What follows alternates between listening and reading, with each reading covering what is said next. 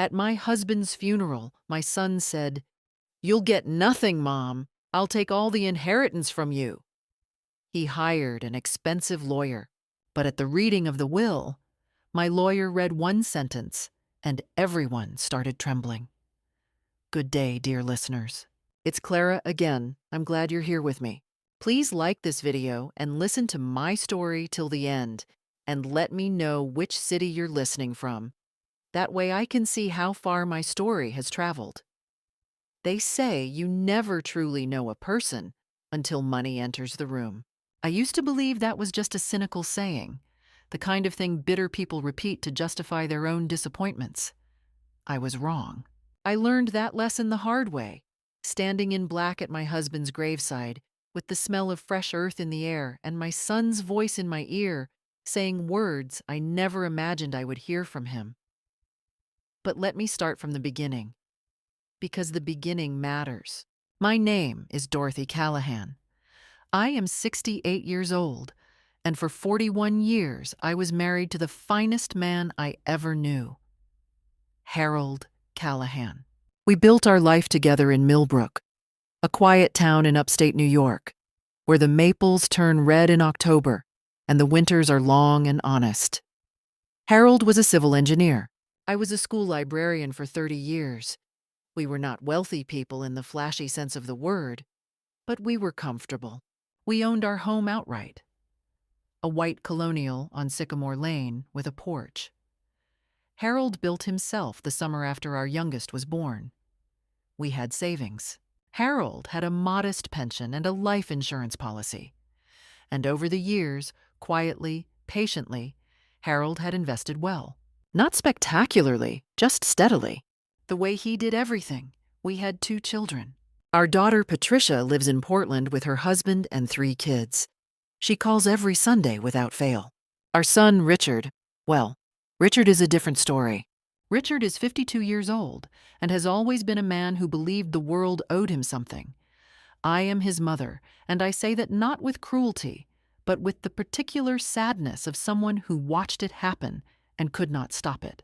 He was charming as a boy, bright even, but somewhere along the way, perhaps when his first business failed, perhaps when his first marriage fell apart, he began to see other people's good fortune as a personal insult. He borrowed money from Harold twice and repaid neither loan. He missed Christmases. He called only when he needed something. Still, Harold loved him. Parents do. The warning signs, looking back, had been there for months before Harold passed. Harold was diagnosed with congestive heart failure in the spring of the previous year. It was serious but manageable, the doctor said, if he rested and followed his medications. And for a while, things were stable. That was when Richard began showing up. He had not visited in nearly 2 years, and suddenly he was calling twice a week, driving up from the city on weekends, taking Harold out for lunch when Harold had the energy. At first I was relieved. I told myself that illness had finally shaken something loose in Richard, some buried tenderness. I told Patricia as much, and she was cautiously hopeful. But I began to notice things. Richard and Harold would go quiet when I entered a room. Once, I came downstairs in the middle of the night for a glass of water and found Harold at the kitchen table with papers spread in front of him. And when he saw me, he folded them quickly and said it was nothing, just old documents he was going through. Harold was never a secretive man. That moment sat in me like a splinter. 3 months before Harold died, I found a business card on his nightstand. It belonged to a man named Gerald Fitch, attorney at law, estate planning, and asset management. I asked Harold about it casually. He said Richard had recommended him, that he was just getting their affairs organized. I nodded and said nothing, but something moved in my chest. Something cold. Harold died on a Tuesday in November, quietly, in his sleep, the way he deserved to go. The grief was like a physical weight. It pressed on my lungs when I breathed. It sat at the table with me in the mornings. I had 41 years of waking up beside that man, and then I didn't. The funeral was held at St. Michael's, where we had attended services for 30 years. The church was full. Harold was a man people respected. Patricia flew in with her family. My friends came. Harold's old colleagues came. Richard arrived late. He sat in the front pew beside me, and during the reception at the house afterward, I watched him working the room. Not grieving, but calculating. He kept pulling out his phone. He stepped outside twice to make calls. It was after the last guest had left, when Patricia had taken the children upstairs, and I was standing alone in my own kitchen washing dishes because I needed something to do with my hands, that Richard came to stand in the doorway. He looked at me for a moment in a way I had never seen him look at me before. Not like a son looks at his mother, like a man looks at an obstacle. "We need to talk about the estate," he said. I turned to look at him. "Your father isn't cold yet, Richard." "I know when he died, Mom, and I know what's in that will." He paused and then he said it, the thing I will never unhear for as long as I live. "You're not going to get anything. I'll make sure of it. I'll take everything." I stood very still. The dish in my hands was one Harold had bought at a flea market in Vermont on our anniversary trip in 1987. A blue ceramic plate with a small chip on the rim. I set it down carefully. I did not cry. I did not raise my voice. "Good night, Richard," I said. He left, and I stood alone in my kitchen, and I thought, so, this is what it is. I did not sleep that night. Not because I was crying. The crying came later, in small, private waves. But because my mind would not stop moving. I lay in the bed that Harold and I had shared for 37 years on my side of the mattress, and I stared at the ceiling, and I thought, what did Richard know that I didn't? That was the question that kept circling back. He had said it with such certainty. "You won't get anything." Not a threat exactly. More like a statement of fact. The way you'd tell someone the weather. That confidence frightened me more than any anger would have. By 4 a.m, I had made a decision. I was not going to wait. I was not going to sit quietly in my grief and let events unfold around me. Harold had worked for 41 years. I had worked for 30. Whatever we had built together, we had built together. And I was not going to let it be taken from me while I stood in my kitchen being polite. The next morning, after barely 2 hours of sleep, I called Patricia. She answered on the second ring. "Mom, is everything okay?" I told her what Richard had said at the funeral. There was a long silence on the line. Then Patricia said carefully, "Mom, do you know what's in the will?" I realized, sitting there at the kitchen table with my coffee going cold, that I did not. Harold and I had spoken about our wishes over the years. The house would go to the survivor, the savings would be split between the children, that sort of thing. But I had never sat with an attorney and reviewed a formal document. Harold had always handled the paperwork. I had trusted him completely, and I trusted him still. But I no longer trusted the people who had been in his ear these last months. "I need to find out," I told Patricia. "Do you know who Harold's attorney was?" I thought of the business card. Gerald Fitch, the one Richard had recommended. "I think there may be a problem," I said. Patricia drove up from Portland the following day, leaving her husband with the children. She was calm and practical in the way she has always been, and her presence steadied me. We sat at the dining room table and went through Harold's files together. The old metal filing cabinet in the study that I had never had reason to open in 40 years of marriage. Most of it was ordinary. Tax returns, insurance documents, the deed to the house, investment account statements. But there was no will in that cabinet. Patricia and I looked at each other. "Maybe he kept it somewhere else," she said. "Maybe with the attorney." "Gerald Fitch," I said. "Richard's man." We called Fitch's office. His secretary was polite but firm. Mr. Fitch could not discuss the contents of any estate documents with parties who had not been designated as contacts on the file. We could attend the formal reading, which was scheduled for 2 weeks from Friday. 2 weeks. I had 2 weeks, and Richard had a head start. That evening, after Patricia had gone to bed in the guest room, I sat alone at Harold's desk. I opened his laptop. I knew the password. It was our wedding anniversary. And I began to look through his emails. I felt like an intruder in my own marriage, and I hated that feeling. But necessity is a harder thing than sentiment. I found emails between Harold and Gerald Fitch going back 8 months.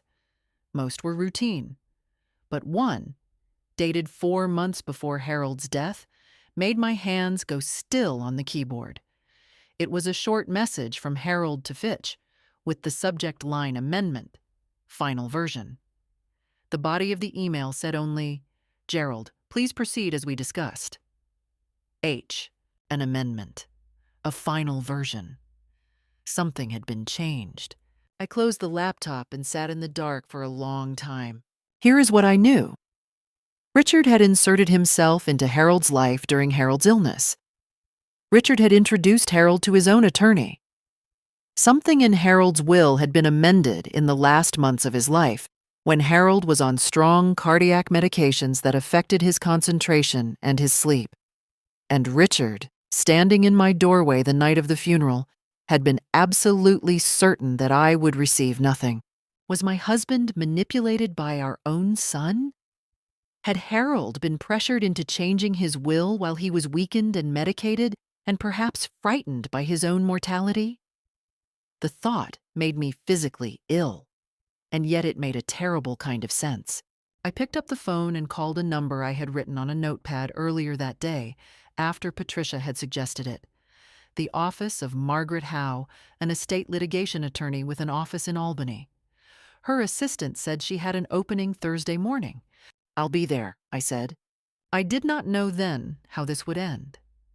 I was 68 years old, recently widowed, and about to fight my own son for what my husband and I had spent our lives building.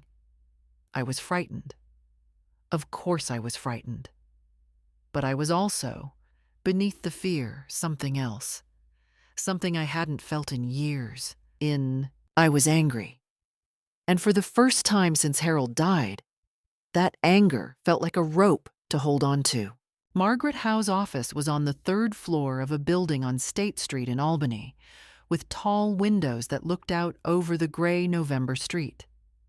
She was a small woman in her late 50s, with silver hair cut short and reading glasses on a chain around her neck, and she had the particular stillness of someone who had heard many difficult stories and let none of them rattle her. I sat across from her desk and told her everything: the business card, the emails, Richard's words at the funeral, the missing will, the amendment. She listened without interrupting, taking occasional notes on a yellow legal pad. When I finished, she was quiet for a moment. Then she said, "Mrs. Callahan, what you're describing is a pattern that I've seen before. It has a name. It's called undue influence. And if it can be established, it is grounds to contest a will." She explained, undue influence occurs when a testator, the person making the will, is pressured or manipulated by someone in a position of trust or power, in a way that overrides their own free will. The elderly, the ill, and the medicated are particularly vulnerable. Courts look at several factors: the testator's mental state, the nature of the relationship, whether the beneficiary had unusual access, whether the change in the will was inconsistent with the testator's previously expressed wishes. "Harold always said the house was mine," I told her. "He said it in front of our daughter, in front of friends. He said it more times than I can count." "That's important," she said. "Witness testimony matters." She told me what we needed: Harold's medical records from the last year of his life, documenting his medications and cognitive state. A copy of the original will before any amendments. which would be on file with the probate court once the estate entered probate, a copy of the amended will, which Fitch would be required to submit, and any witnesses who could testify to Harold's stated intentions. We retained her services that morning. I wrote a check that made my hand tremble slightly, not from doubt, but from the weight of what I was committing to. This was real now. There was no stepping back. On the drive back to Millbrook, my phone rang. It was Richard. "Mom." His voice was careful, the way it gets when he's working towards something. "I just wanted to check in on you, see how you're holding up." I was on the highway, both hands on the wheel, the bare trees moving past the windows in the gray afternoon light. He knows I went somewhere, I thought. Or he suspects. Or someone told him. "I'm fine, Richard," I said. "Thank you for calling." I was thinking, maybe we should get together before the reading, talk things through as a family. As a family. The phrase landed with a particular weight. "I don't think that's necessary," I said. "We'll hear everything at the reading." A pause. "Mom, I just want to make sure you have realistic expectations. Dad's affairs were complicated. I don't want you to be blindsided." "I appreciate that," I said, and I ended the call. He was warning me, or he was probing. Either way, something had shifted. He was no longer certain of the ground beneath his feet, and he knew it. The direct evidence came 10 days before the reading, in a way I had not anticipated. A woman named Carolyn Marsh called me on a Wednesday afternoon. She had been Harold's secretary at his engineering firm for 12 years before he retired, and they had stayed in occasional contact. Her voice on the phone was hesitant, apologetic. "Dorothy, I don't know if I'm doing the right thing by calling," she said, "but I haven't been able to sleep since I heard about Harold." She told me this. 6 months before Harold died, he had called her out of the blue. He had seemed, she said, distressed. He asked her whether she still had the handwritten letter he had dictated to her several years earlier. A personal letter he had written for his files, describing his wishes for the estate in his own words. A letter that predated Gerald Fitch by years. Carolyn had kept it. She kept everything. "He seemed relieved when I told him," she said. "He said—" She paused, as if trying to get the words exactly right. "He said, 'I may need that one day, Carolyn. Don't let anyone have it except Dorothy or Margaret.' I thought Margaret meant his sister, but his sister passed years ago." Margaret. He had said Margaret. Had Harold, in the fog of his illness, managed to find one clear moment, one moment of unambiguous intention, and leave a trail pointing toward an attorney named Margaret? I asked Carolyn to send me the letter by certified mail and to make copies. I called Margaret Howe from Harold's study that same evening, my voice steady, though my heart was not. "This may be exactly what we need," she said. It was a letter in Harold's own hand, witnessed by Carolyn and a colleague, dated 6 years prior, stating in plain language that the Sycamore Lane property and the majority of their joint assets were to go to his wife Dorothy, with reasonable provision for both children, and that no amendment made under conditions of illness or external pressure should supersede this letter if it contradicted his wife's welfare. Harold had known. Somewhere in that kind, quiet man, he had known what his son was, and he had planned for it. The reading of the will was scheduled for a Friday at 2 p.m. at Gerald Fitch's office on Commerce Street, a polished, expensive suite on the 4th floor of a glass building that felt designed to make people feel small. I wore my gray wool coat and my good boots, and I carried a leather portfolio that Margaret had given me, and I arrived 10 minutes early. Patricia was with me. She had driven down again from Portland, and she sat beside me in the waiting room with her hand over mine, not speaking, which was exactly what I needed. Richard arrived with his attorney, a man named Baxter, broad-shouldered and smooth, the kind of lawyer whose suits cost more than my monthly grocery bill. Richard glanced at me when he came in, and then he glanced at Patricia, and I saw something move across his face. Surprise, maybe. He had expected me to come alone. Gerald Fitch conducted the reading himself. He was a thin man with careful enunciation and a way of looking at his documents rather than at the people in the room. He read the amended will in full. The amendment, as I had feared, was significant. The house, our house, the one Harold built the porch on, the one where our children had grown up, had been removed from my sole ownership and placed into a trust, of which Richard was named the primary trustee. My right to reside there was limited to 5 years, after which the property could be sold at the trustee's discretion. The investment accounts were split, but the split was weighted heavily in Richard's favor, with the justification that he had been Harold's primary caregiver during illness, a claim so false it made my jaw tighten. Richard was watching me across the room. He looked like a man who had already won and was simply waiting for the other person to understand it. When Fitch finished reading, there was a brief silence. Then Margaret Howe spoke. She introduced herself. She stated that she represented Dorothy Callahan in a formal contest of the amended will on the grounds of undue influence and questioned testamentary capacity. She submitted into the record Harold's medical documentation from the last 8 months of his life, records that showed he had been on a combination of medications known to affect cognitive judgment. She submitted Carolyn Marsh's signed statement. And she submitted the handwritten letter. The room changed. Fitch looked up from his papers for the first time.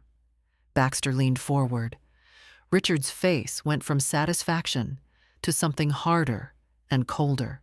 "This is outrageous," Richard said.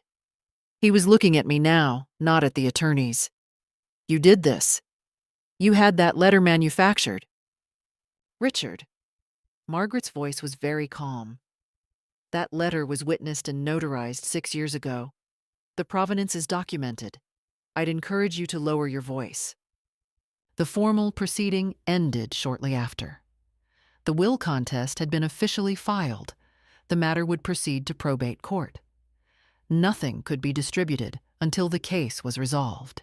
In the parking garage afterward, Richard found us at my car. He had left Baxter upstairs, and it was just him, and his face was not composed anymore. He stood between me and the car door. "This is a mistake," he said. His voice was low. "You think you can drag this through court? You're 68 years old. You want to spend the next 2 years fighting? With whose money?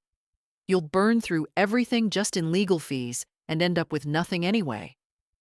I looked at my son. At this man I had held as a baby, walked to school, sat with through fevers and heartbreaks. I looked at him for a long time. "Move away from the car, Richard," I said. He stared at me. Something in my voice, I don't know what it was, made him step back.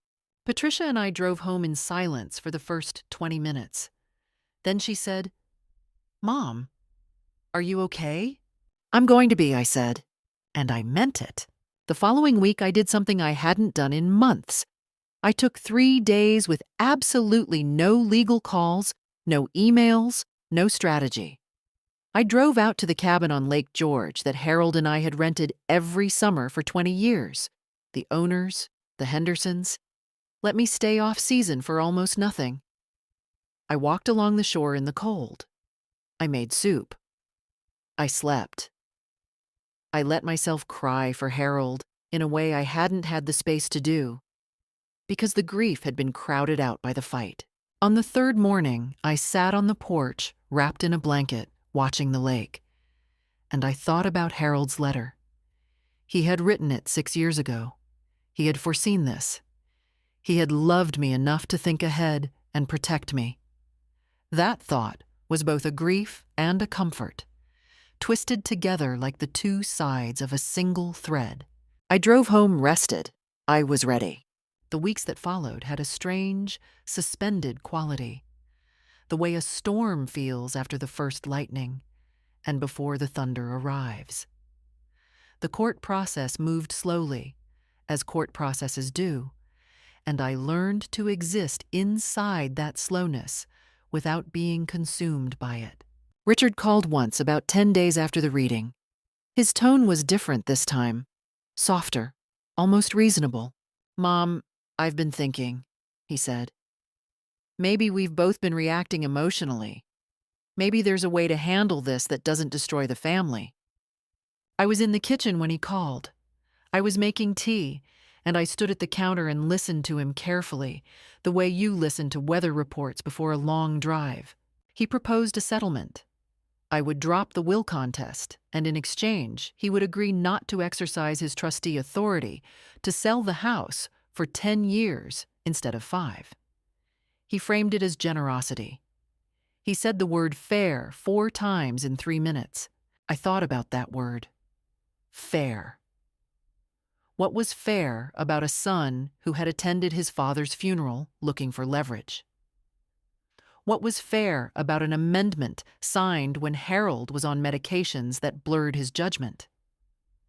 What was fair about a man using the word fair to describe an arrangement that still left me dependent on his goodwill in my own home? "I appreciate the call, Richard," I said. "My attorney will be in contact." He was silent for a moment. Then, "You're making this harder than it needs to be." "Goodbye, Richard," I said, and I hung up. I stood in the kitchen for a moment. The tea had gone cold. Outside the window, the Sycamore Lane maple was bare and gray against a white sky. This house, Harold's porch. 37 years. No. Around this time, I began to understand how much I needed people around me. Not to fight my battles, but simply to remind me that I was not alone in the world and that my life had not collapsed into nothing but a lawsuit. Grief has a way of narrowing your world to a corridor, and I had been living in that corridor for too long. My friend Ruth, whom I had known since our children were in elementary school together, began coming over on Tuesday evenings. We would have dinner and talk, not always about the case, sometimes about nothing important, which was its own kind of medicine. Ruth had lost her own husband 4 years earlier and understood the specific exhaustion of widowhood in a way that required no explanation. My neighbor across the street, a retired teacher named George Albright, who had been Harold's chess partner for 15 years, started dropping off things: a bag of apples from his tree, a jar of soup. Once, a paperback mystery novel with a note that said, "Harold always said you liked these." Gee, I read it in 2 days. It was the first thing I had read for pleasure since Harold died. Patricia called every night, without exception. She was researching the case on her own, sending me articles about undue influence precedents, connecting me with a woman in her own network whose mother had won a similar case in Massachusetts 3 years prior. Patricia's steadiness was a kind of love I had perhaps not fully valued before, and I told her so on the phone one night, and she was quiet for a moment, and then said, "Mom, I learned it from you." Through Margaret, I also connected with a grief counselor named Dr. Susan Park in Albany, who specialized in elder estate disputes, a combination that sounded almost comically niche until you realized how common this story actually was. She told me in our first session that what I was experiencing, the grief, the betrayal, the legal battle, was a recognized form of compound trauma, and that naming it helped. It did help a little. Richard, for his part, went quiet. I heard through Patricia, who had a friend who knew someone in Richard's social circle, that he had instructed Baxter to delay proceedings as long as possible, presumably hoping that the cost and the stress would grind me down. It was not a subtle strategy, but it was not an ineffective one, if your opponent was the person he imagined me to be. I was not that person. I filled the waiting time usefully. I organized Harold's financial records with a meticulousness that would have made him smile. I made a timeline. Every visit Richard had made in the last year of Harold's life, every call, every email, cross-referenced with Harold's medical appointments and prescription changes. It was a cold document. It was also, Margaret told me when I sent it to her, exactly the kind of thing that wins cases. "You won't get anything," Richard had said, "in my kitchen the night we buried his father." We would see about that. It was a Sunday afternoon in late January when they came to the house. I say they because Richard did not come alone. He brought his girlfriend, a woman named Sherry, who was pleasant in the overperforming way of people who are working at seeming pleasant. She brought flowers, yellow tulips, which I happened to know Harold had always disliked. And Richard stood on the porch with a look I recognized. The look he had worn as a teenager when he wanted something and had decided to try charm before tactics. I let them in because I was not raised to turn people away from a door and because I was curious about what approach they had decided on. We sat in the living room. Sherry made comments about how lovely the house was, how much character it had, how she could see why someone would want to hold on to it. A remark that was not accidental. Richard asked if I was eating properly, if I was sleeping, if I had friends checking in on me. He asked about my health with the attentiveness of a son who had not called me in 6 weeks, and I noticed that Sherry watched my face carefully every time I answered, as if cataloging my reactions. He was performing concern with considerable skill, and she was assisting. Then he moved to it. "Mom, I think we both know this legal fight is going to hurt everyone. It's going to cost you money you don't need to spend. It's going to drag Dad's name through court.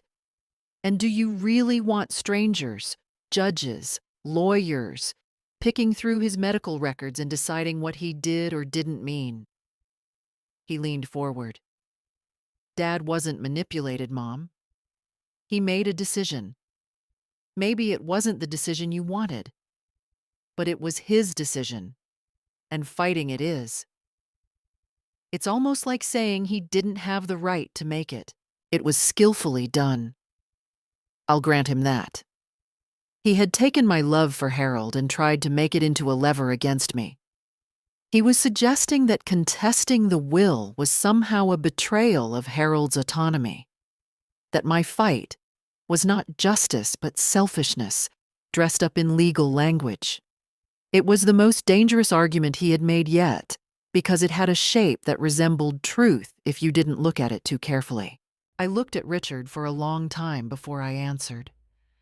I let the silence sit, because I had learned by then that silence unnerves people who are performing. "Your father wrote a letter 6 years ago," I said. "That describes exactly what he wanted. That letter predates Gerald Fitch by 5 years. Your father chose an attorney on his own, in good health, and documented his wishes when no one was pressuring him. What happened in the last 8 months of his life? When he was ill and medicated, and you were visiting every weekend. That is the part I am asking the court to examine." I paused. "I am not questioning your father's right to make decisions. I am questioning whether the decisions in the amendment were his." The room was quiet. Sherry looked at her tulips. Richard's jaw was tight. He tried once more. "Mom, if you do this, if you put us through this, you know our relationship will never recover. Is that what you want? To win in court and lose your son?" And there it was. The last card. He said it gently, almost sadly. "The way you deliver a verdict you claim to regret."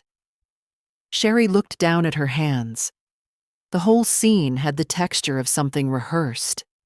The hesitant sorrow, the measured pause, the implication that I was the one choosing destruction. I had thought about this moment. I had actually imagined something like it, lying awake at Lake George, and I had tried to find the version of myself that could hear those words and be unmoved. I was not unmoved, not entirely. There was a pull. He was still my son. You don't simply cauterize 40 years. But I thought of Harold's letter. I thought of Gerald Fitch's smooth office and Baxter's expensive suit, and the word fair said 4 times in 3 minutes. I thought of standing in my own kitchen the night of the funeral, and the look on Richard's face that was not grief. "I already lost my son a long time ago, Richard," I said quietly. "I just didn't understand that until now." He stood up. His face had dropped the performance entirely, and what was underneath was not pretty. The careful son, the reasonable man, the grieving child, all of it gone. What remained was someone I did not recognize, and perhaps had never truly known. "You're going to regret this," he said. The words were low and deliberate, not heated, which made them worse, somehow, than shouting would have been. Sherry stood too, touching his arm, and this time he let her. They left. I heard the car on the gravel drive, the engine turning over, the sound fading down Sycamore Lane. I stood at the window and watched it go until I could no longer see it. Then I sat down in Harold's armchair, in the room that was still very much Harold's room, his books on the shelves, his reading lamp on the side table, the faint smell of the cedar chest in the corner, and I let myself feel afraid for exactly 5 minutes. Because the fear was real. Richard was younger. He had resources. He had a lawyer and a strategy, and the kind of cold patience that comes from believing you have already won. He had spent months constructing this situation, and I was one woman in her late 60s, recently widowed, fighting on unfamiliar ground. I felt all of that. I let it be real.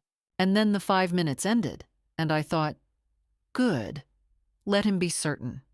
Certainty makes people careless. I called Margaret the next morning before 8 o'clock. "Be ready," I told her. "He's not going to stop." "I know," she said. "Neither are we." The hearing was on a Thursday in March, in a courtroom in the Albany County Surrogate's Court. A high-ceilinged room with wooden benches and tall windows that let in thin, colorless morning light. The room smelled of old paper and institutional heat, the particular climate of places where consequential things happen in ordinary surroundings. I wore my dark blue suit, the one I had bought for Harold's retirement dinner 12 years ago. I had my hair done the morning before, which sounds like a small thing, but it wasn't. It was a decision about who I was walking into that room as. Not a widow, not a victim. Dorothy Callahan, who had been married to a good man, who knew what he wanted, and who was prepared to prove it. Margaret had prepared her case with exhaustive care. In the 3 months since the will reading, we had assembled the following: Harold's complete medical records, including the neurologist's note from 7 months before his death, observing early signs of vascular cognitive impairment, a finding that had never been shared with me, but that appeared in the records and in context was devastating.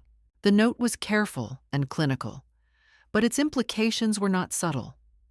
Harold's capacity for complex financial decision-making had been compromised during the precise window in which the amendment had been signed. We had Carolyn Marsh, who sat in the 3rd row behind me and who had agreed to testify. We had 4 of Harold's friends and colleagues who were prepared to speak to his stated wishes about the property.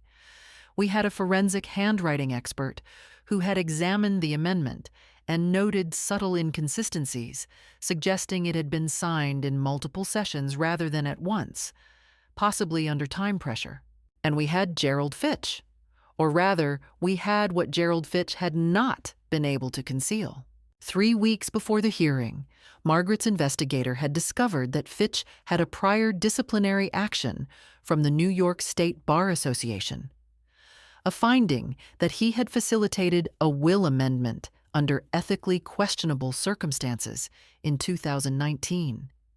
It had not resulted in disbarment, but it was on record. And the financial connection was damning. Invoices showed that Richard had paid Fitch's retainer fees personally, months before Harold had ever met the man. Richard had not merely introduced his father to an attorney. He had already been paying for one. Baxter made his case first. It was polished. He argued that Harold had been of sound mind, that the amendment reflected Harold's considered belief that Richard had borne the greater burden of caregiving, and that Dorothy's claim was the action of a disappointed beneficiary trying to override a competent man's legal decisions. He was measured, credible, professional. I will not pretend otherwise. He earned his expensive suit. Then Margaret stood up. She was quiet and methodical in a way I had come to deeply trust. She did not perform. She did not raise her voice. She entered the medical records. She called Carolyn Marsh, who testified clearly and steadily about the letter, about Harold's phone call, about his exact words. She submitted the timeline I had compiled. Richard's visits cross-referenced with Harold's prescription records and the dates of his meetings with Fitch. She presented the forensic analysis of the amendment's signature. She submitted the invoice records showing Richard had paid Fitch before Harold was ever a client. And then she said to the court, "Your Honor, we are not arguing that Harold Callahan did not sign this document. We are arguing that the conditions under which it was signed, the isolation, the medical vulnerability, the presence of a financially motivated third party who had been installed as the sole legal advisor and whose fees were being paid by the primary beneficiary, constitute undue influence as defined under New York estates, powers, and trusts law." She let that last detail land in the room without decoration. The judge made a note. Richard had been composed throughout. I had watched him from the corner of my eye. Contained, professional. His hands folded on the table in front of him, his face arranged into an expression of patient confidence. Baxter had clearly coached him well. He looked like a man who had done nothing wrong and was waiting calmly for that fact to be recognized. That composure lasted until Carolyn was on the stand. Baxter cross-examined her with practiced skepticism, trying to suggest the letter was ambiguous, that Harold had been a man who changed his mind frequently, that Carolyn's memory after 6 years could not be considered reliable. He implied that her loyalty to me had colored her recollection. Carolyn held firm on every point, in the unhurried way of someone who simply has the truth and knows it. She was 71 years old, a former administrative professional, with 40 years of experience, keeping other people's lives organized, and she did not rattle easily.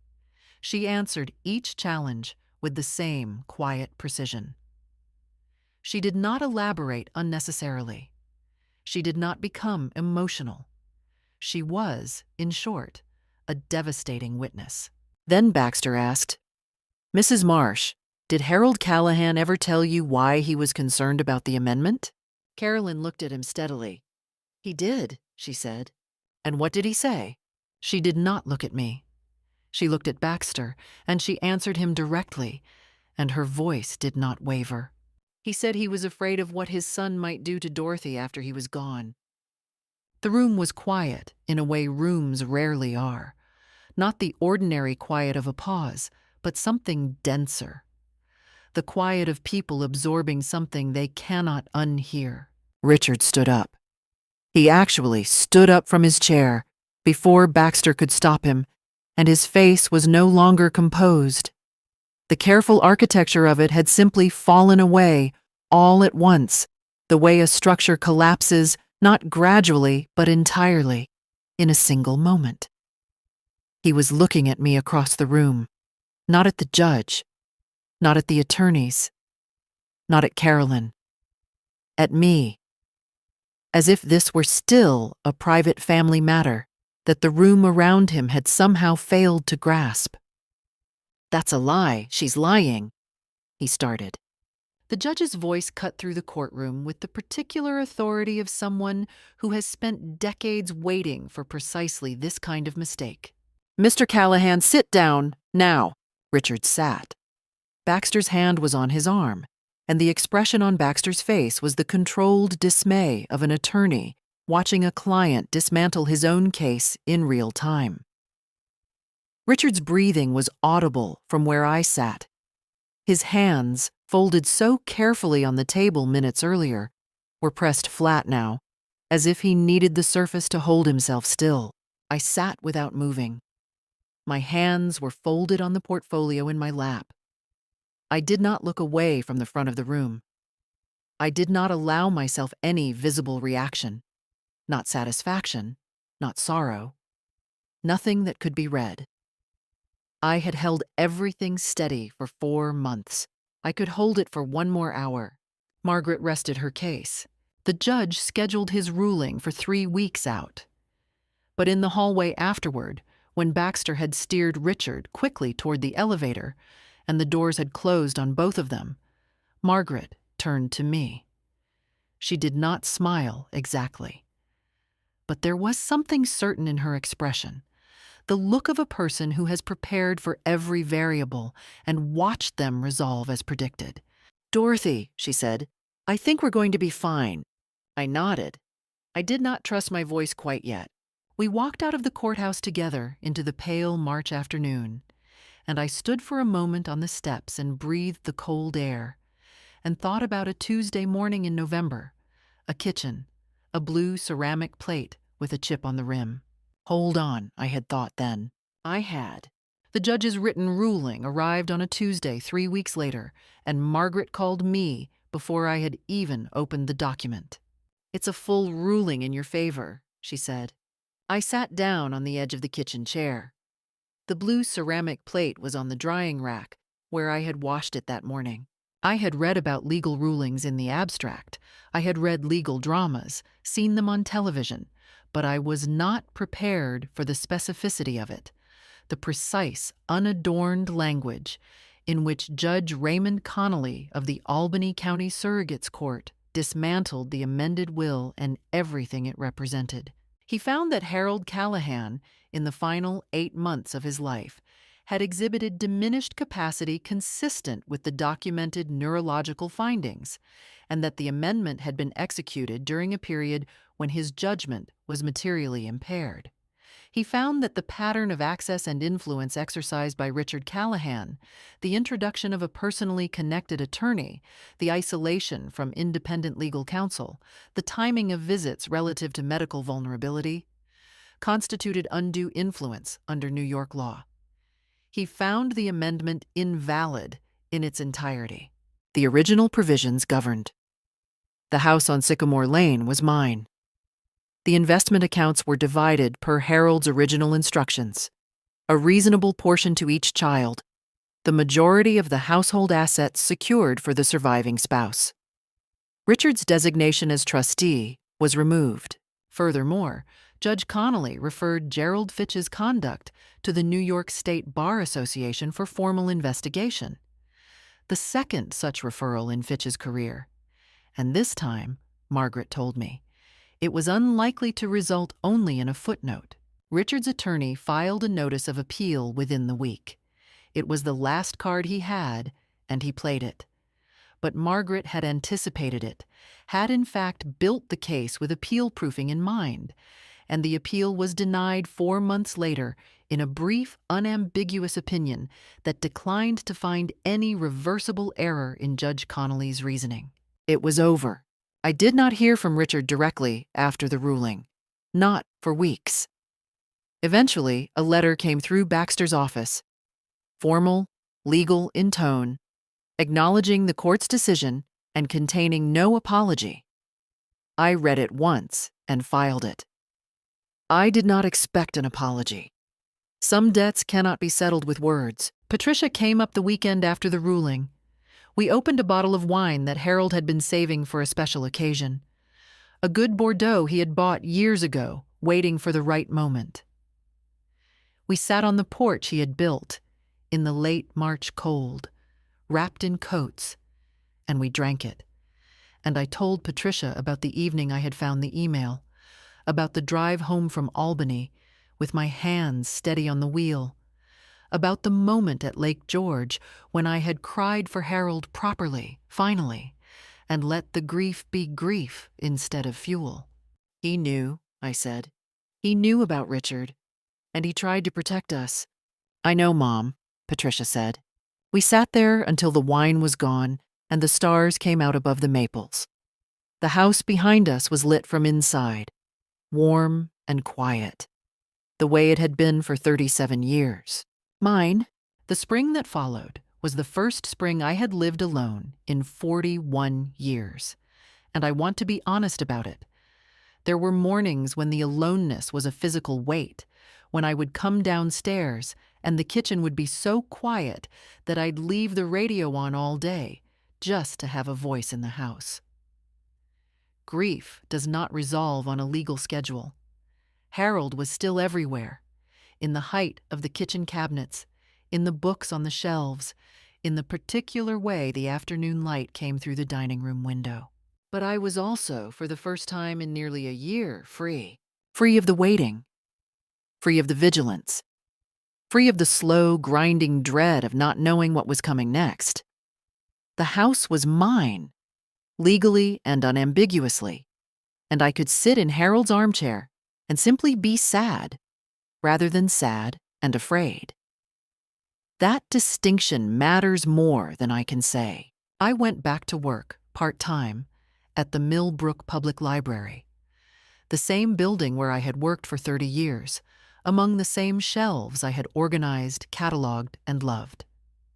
The head librarian, a young woman named Danielle, who had been one of my favorite aides years ago, welcomed me back as a volunteer reading program coordinator. On Tuesday afternoons, I read to the children's group. On Friday mornings, I led a book discussion for the seniors.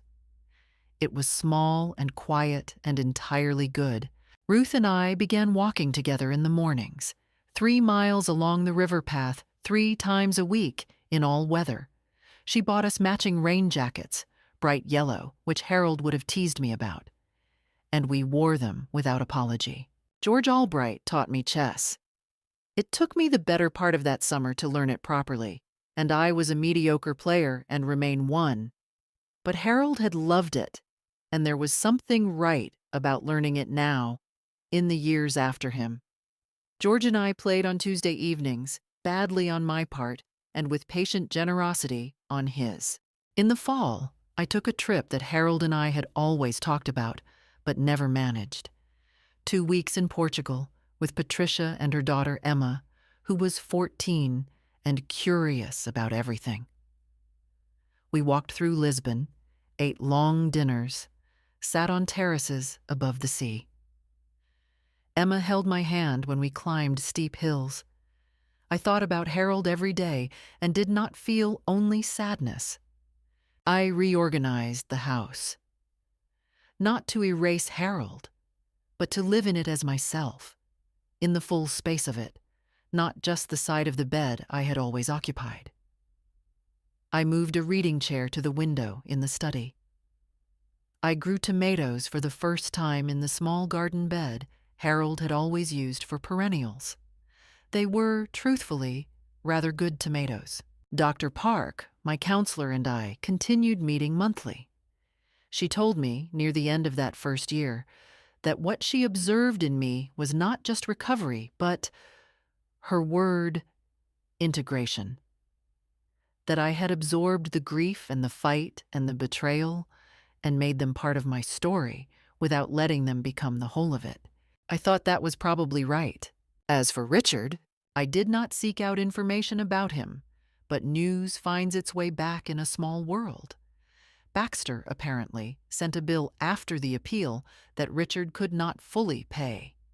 The litigation had cost far more than he had anticipated, And when the inheritance was secured for me, the money he had expected to cover those costs was no longer available. His relationship with Sherry ended that summer. I heard this from a mutual acquaintance with no particular emotion. It was simply information, like weather. Gerald Fitch's second bar referral resulted, in the end, in a suspension of his license to practice for 18 months. I had not specifically sought this outcome. It was a consequence of Judge Connolly's referral, not my design. But I will not pretend I was sorry. Richard, from what reached me, had moved to a smaller apartment in the city and was working again. Some consulting arrangement, vague in the details. We had no contact. I did not initiate any, and neither did he. Whether that was the right outcome for a mother and a son, I could not say with certainty. I had offered him a version of me he did not want, a mother who would not simply yield, and he had made his choices. I had made mine. On the 1-year anniversary of Harold's death, I went to St. Michael's alone on a Tuesday morning, which was a quiet time in the church. I sat in the pew we had always used, third from the front on the left side, and I sat with him for a while. I thought about the letter, about Carolyn's voice in the courtroom, about the blue ceramic plate. Thank you, I thought. I held on. So that is the story of the Tuesday I buried my husband and the year that followed. What did I learn? I learned that grief makes you vulnerable, but it does not have to make you passive. I learned that the people who love you, really love you, the way Harold loved me, will find ways to protect you even after they're gone, if you're willing to look. And I learned that standing up for what is right is not always loud or dramatic. Sometimes it is simply a matter of making an appointment with an attorney on a Thursday morning and refusing to be moved. Richard taught me something too, though not what he intended, that love given without conditions can still be taken without conscience. I wish it had been otherwise. But wishing doesn't alter facts, and I am too old to spend my days on wishes. If you had been in my place, standing in your own kitchen, holding a dish that belonged to the life you built, while someone told you that you'd be left with nothing, what would you have done? I hope you would have done what I did. I hope you would have made the call. If this story reached something in you, I'd be grateful if you'd share it. And if you have a story of your own, of holding on when holding on was hard, leave it in the comments. I read them. Everyone. Thank you for listening.